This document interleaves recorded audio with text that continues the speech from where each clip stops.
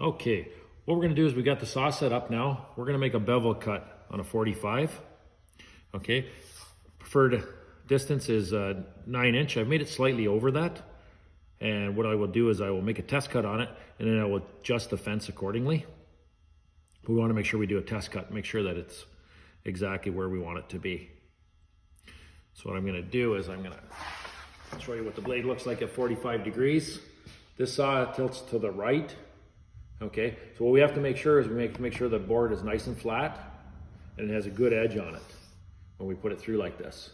We don't want it to rise up in the air, because if it rises up in the air, then it will become dangerous.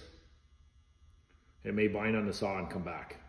You would push this through like you would with a normal board, either with the assistance of a push stick or by hand. So what we're gonna do is I'm gonna fire it up and I run a test cut to start.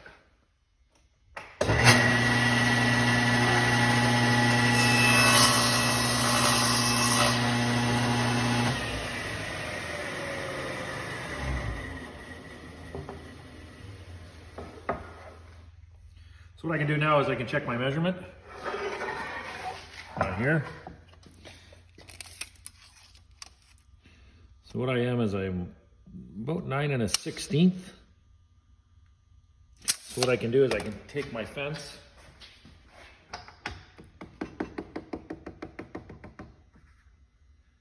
adjust it to the 16th, and I should be right where I want to be.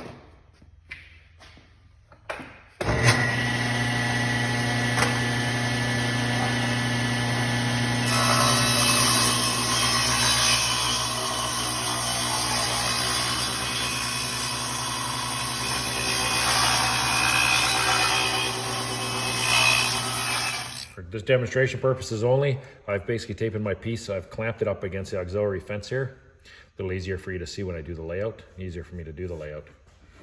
First thing I'm gonna do is, this is approximately 4.5. I know it's slightly under wide. So what I'm gonna do is I'm gonna set my gauge here to 2 1/4.